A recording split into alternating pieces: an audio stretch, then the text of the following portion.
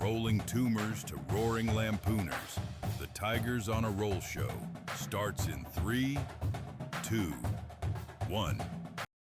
What is up, Tigers fans? Welcome back to another episode of Tigers on a Roll. It is Tuesday, February 3rd.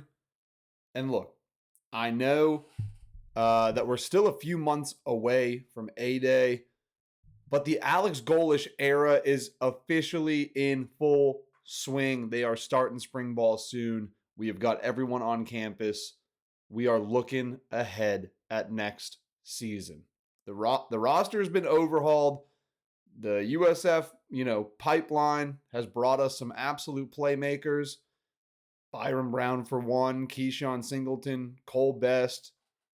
All those dudes are going to be dudes for Auburn next year, and we are going to take a look at why they will be difference makers, obviously, throughout the year. Today we're doing a preview show on way too early predictions for Auburn football's 2026 season based on their matchups.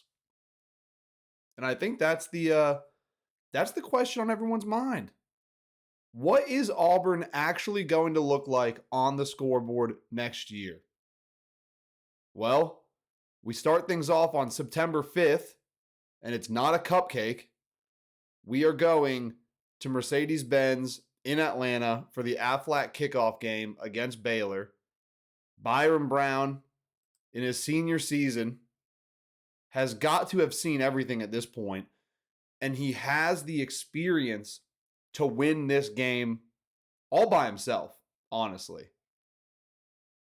Granted, Baylor is tough, but this will be a home atmosphere for Auburn, and it's going to be absolutely electric because the Auburn fans are going to bring it, and Atlanta is just Auburn East. And it's Golesh's first game behind the wheel, and we will need to have ironed out probably a lot of wrinkles before this game kicks off. And I have full faith that he's going to do it, but there's not going to be, cushion for a learning curve during this game. Baylor is tough, but I think Auburn outmatches them for sure. I'm marking this game down as a W for the Tigers, and they are going to start their season again 1-0 after beating Baylor in the opener. And then September 12th will be the home opener in Jordan-Hare Stadium. We're bringing Southern Miss to town, and I don't want to overanalyze that matchup, but this one's a win. I think we can all agree on that. This one is absolutely a win. And then this one, here's my hot take. Look for the running back room to put together a 300 total yard performance against Southern Miss. I think that is absolutely doable, and we have the horses to just run the ball down their throat for the better part of the last 3 quarters of the game. And easy as that, Auburn's 2-0 to start the season. But the next game on September 19th is the one that I know that a lot of us have circled. There's no question about that, because the Florida Gators come to Jordan-Hare for the first time since 2011. The atmosphere in Jordan-Hare Stadium will rival, I think, the Newton Jersey retirement game.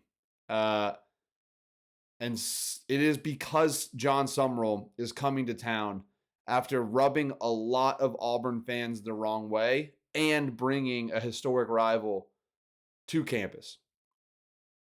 I don't think Florida's going to know what hit them. Florida's talent level has been fluctuating. They lost their starting quarterback, and it might look like a toss-up on paper, but I am absolutely leaning towards the good guys in this one. I think Auburn bags a win here, and they move to 3-0 on the season, which is looking eerily similar to last year. And we bring Vanderbilt to home the very next week. That is whatever that September 22nd. And don't sleep on Vandy. Don't sleep on Vandy because I think that their coaching staff is going to do whatever it takes to continue to win games. But they do not have their short king leading them into battle anymore.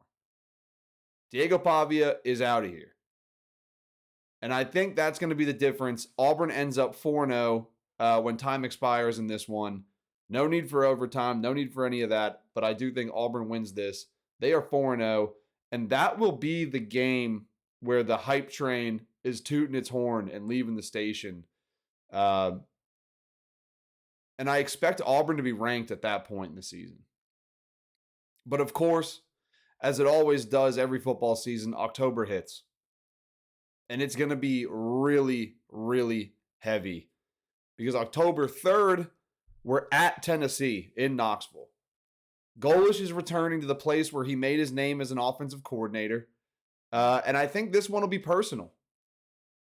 And I think we've all seen the tidbits on Twitter and Instagram and Reels or whatever, how personal he takes a lot of these games and how fiery he can get when he sets his sight on making a point, especially when he is paying back a vendetta. And Neyland Stadium is a house of horrors for road teams. Right now, I'm thinking that this is a loss for the Tigers. Right now, I think this is a loss for the Tigers. We will see what happens with Joey Aguilar. But even if he doesn't play next year, this is still a tough matchup. And I think it's Auburn's first reality check of the year. And they end up leaving Knoxville 4-1.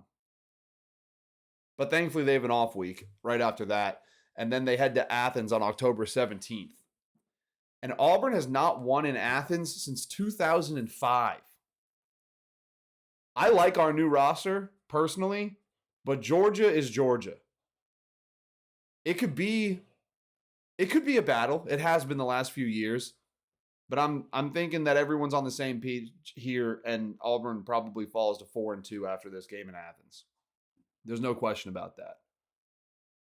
And luckily for the Tigers, they return home on the 24th to face LSU. And LSU and Jordan-Hare is always really weird. And thankfully, weird favors the Tigers at home, usually. This one is going to be the season / kind of, P4 career-defining moment for Byron Brown. I think he turns it on in this one to right the ship, in a way. And Auburn claws their way to a win. And tangentially, I'm not super high on Lane at LSU right now. And I don't know why. I just don't think that they're going to gel really well. And I don't think that they're going to have a good first season under him. And I think Auburn capitalizes on that. And they will win this one. And then they sit at 5-2 on the season. And then Halloween is a road trip to Ole Miss, which again has a QB lawsuit, and we'll see how that works out. And I think that one will determine it. Not like Tennessee, where I don't think it really matters, but like if you go to Ole Miss is pretty easy to play at. And we will need to see how this Trinidad Chambliss lawsuit works out for me to determine whether or not we win this one. Because if Chambliss plays, I think we lose. But if Deuce or whoever else is taking snaps for them at that point, I think Auburn has the juice to win it. And I see us absolutely being able to be, sitting at 6-2 come November. And then in November, you host Arkansas, you go to Mississippi State, and then you host Samford. Auburn's improved. And Arkansas is absolutely not winning on the Plains. They never do, and they never will, and it's not going to be this year. And I'm chalking up right now the Mississippi State game to be a loss at their place. And then obviously we turn it around and we give an absolute drubbing to Samford to tune up for the Iron Bowl. And Auburn goes to the Iron Bowl 8-3. And the Iron Bowl, of course, is November 28th. And the season, I think the season comes down yet again to a matchup with Bama, as it has many times before, especially when Auburn's at 8 wins, right? Or sitting around 8 wins. That is what makes or break, their season and Bama's season for that matter. And anything can happen. But being in Tuscaloosa is a tall task for a first-year squad, and I'm not confident that we will be healthy at this point in the season. I'm confident in the coaches. It's just hard as for a first-year staff and a first-year team to do this. But I'm not confident that we are going to be completely healthy to take on, Alabama in Tuscaloosa. And I think that's going to be the difference maker in this matchup. And I think Auburn drops this one in Tuscaloosa, kind of to be expected right now. It'll be close, more than likely a one-score game. We'll see what happens. It was absolutely insane the last time we were there. But that's how they end the regular season. They end the regular season 8-4. And for Alex Golesh's first year, that is certainly successful. And I think that likely puts us in a really nice New Year's Bowl. No doubt about that.